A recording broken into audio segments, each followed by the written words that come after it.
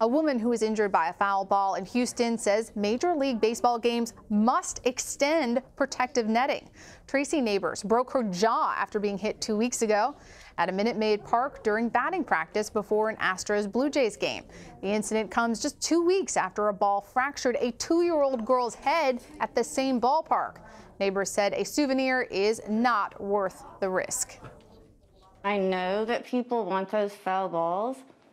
Those foul balls are not worth going through this or losing a loved one. A foul ball is not worth that. Matt Snyder is an MLB writer for CBSSports.com. He joins me now from Noblesville, Indiana. All right, Matt, baseball's been played for more than 100 years, and it didn't seem that they used to have this extended netting. Is this a new phenomenon that fans are getting hit, or are we just paying more attention because of social media?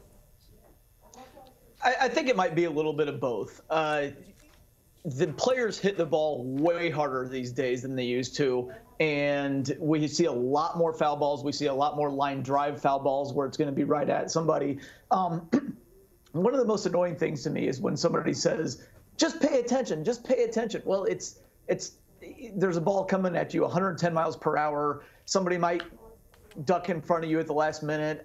I don't think it's just as simple as saying just pay attention or quit looking at your phones. I think that sometimes you just don't have a chance because we're human beings, and a ball coming at you 110 miles per hour, there's only so much somebody can do. So I do think that they need to extend it. Look, at the end of the day, you have a product, you want people to come watch your product, you want people to feel safe watching your product, so you need to protect those people. And Matt, there seems to be an argument about how far the netting should be extended. Last year, Major League Baseball said all 30 teams would place netting out to at least the dugouts. Is that far enough, or should it go beyond just the dugout? I think that if they went all the way past the dugouts and then tapered it down to the foul pole, so it's kind of like looks like a triangle once it's past the dugout, that probably would be sufficient. But going all the way to the foul pole is not such a terrible idea. The Pirates, White Sox, and Nationals also, they're going to go all the way to the foul pole.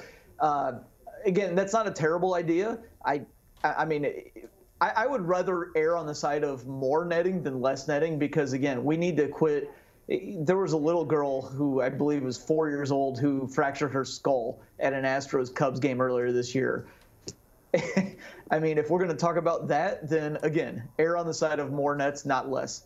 So in your expert opinion, I mean, does this netting really impact the visual experience or the ability to really see the game? Is that any argument for not extending it that far? I actually think that it really does not. I've been behind. I see this on social media all the time. People keep saying, I hate sitting behind the nets because I can't see as well. If you've actually sat behind them, it's really not that big of a deal. It's not that different. Still, the prices for the seats directly behind home plate in the front row are always the highest. That shows that's the highest demand. That shows people still want to sit there.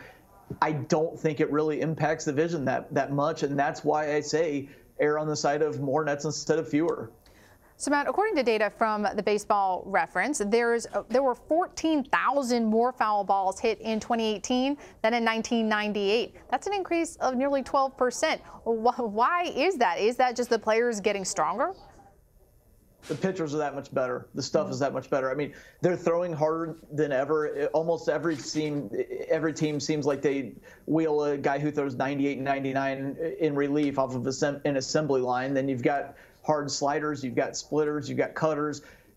It's harder than ever to square a ball up. So obviously there are going to be more foul balls. Players are stronger than ever. They hit for more power than ever. That's why there are more hard foul balls. That's why there are more line drive foul balls. It's only going to increase from here. And again, we go back to that's why there should be more netting. Well, Matt, it does seem there's some support for this from players. Players for the Chicago Cubs called for the nets to be extended after a young girl was hit last month. What recourse do the players have to force the MLB to make this change?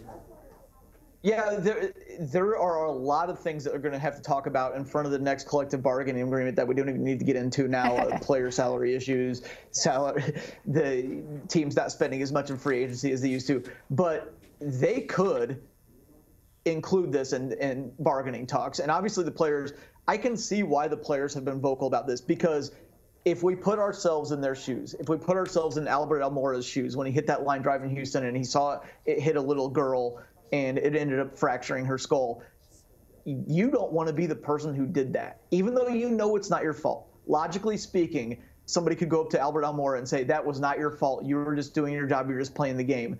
But at the end of the day, he still hit a line drive that hit a little girl's head and fractured her skull. That's going to stay with you. That's never going to leave you. So obviously, from the player's perspective, they want as much netting as possible because they don't want to have to feel like that when they're trying to do their jobs. And I think that we should all empathize with that and get on board with that and say, we want to see people not be hit in the head by a foul ball anymore. So I think that they could lean on the ownership side in collective bargaining agreements. And yeah, I really do think that they could have some leverage on this situation. Of course, easy to empathize with the players there. Matt Snyder, thank you so much.